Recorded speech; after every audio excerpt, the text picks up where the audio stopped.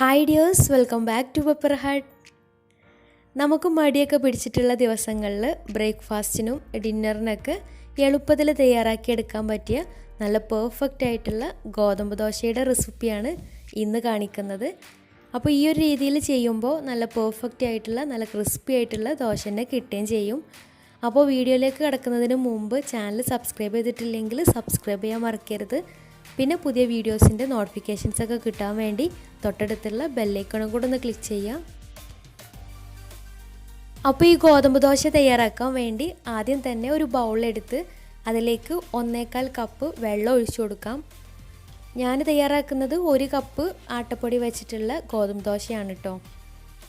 അപ്പോൾ എന്നിട്ട് അതിലേക്ക് കുറച്ച് പാകത്തിന് ഉപ്പും കൂടെ ചേർത്തിട്ട് ഇത് നന്നായിട്ടൊന്ന് മിക്സ് ചെയ്തെടുക്കാം.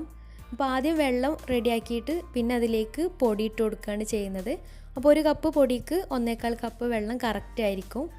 ഇനി ഇതിലേക്ക് 1 കപ്പ് ഗോതമ്പ് പൊടി അല്ലെങ്കിൽ ആട്ടപ്പൊടി ഇട്ട് കൊടുക്കാം.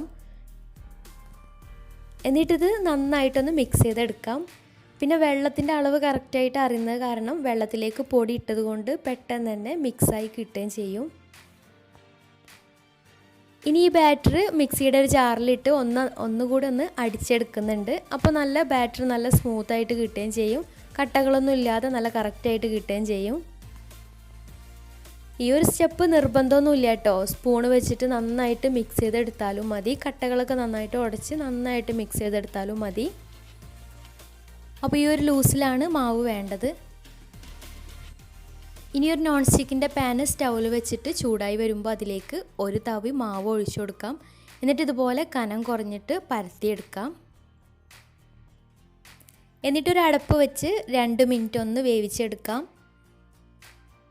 അപ്പോൾ മുകൾ ഭാഗവും മാവിൻ്റെ ആ ഒരു കളറൊക്കെ മാറി വന്നിട്ടുണ്ടെങ്കിൽ ഒന്നും കൂടെ മറിച്ചിട്ടിട്ട് താഴ്ഭാഗം ഒന്ന് ബ്രൗൺ കളറാക്കി എടുക്കാം. ഇതുപോലെ മറിച്ചിട്ട് വേവിക്കുന്ന കാരണം ദോശയുടെ ഒട്ടലൊക്കെ ഒന്ന് ഒഴിവായി കിട്ടും.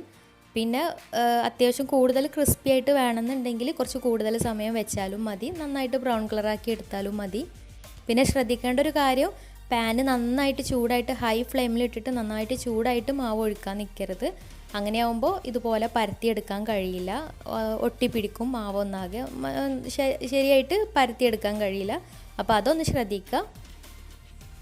പിന്നെ വേണമെന്നുണ്ടെങ്കിൽ നമുക്ക് മാവ് റെഡിയാക്കുന്ന സമയത്ത് അതിലേക്ക് ഒരു മുട്ടയുടെ ഹാഫോ അല്ലെങ്കിൽ തേങ്ങ കടിക്കാനൊക്കെ ഇഷ്ടമുണ്ടെങ്കിൽ തേങ്ങയൊക്കെ ചേർക്കുക, നല്ല ടേസ്റ്റി ആയിരിക്കും. പിന്നെ മുട്ട ചേർക്കുമ്പോൾ വെള്ളത്തിൻ്റെ അളവ് കുറച്ച് കൊടുക്കുക, അത് ശ്രദ്ധിക്കുക. പിന്നെ ഇതുപോലെ ദോശ ചുട്ടെടുത്തതിന് ശേഷം മുകളിൽ നെയ്യ് പുരട്ടി കൊടുത്താലും നല്ല ടേസ്റ്റിയാണ്. അപ്പോൾ അതൊക്കെ നിങ്ങളുടെ ഇഷ്ടത്തിനനുസരിച്ച് മാറ്റം വരുത്താം.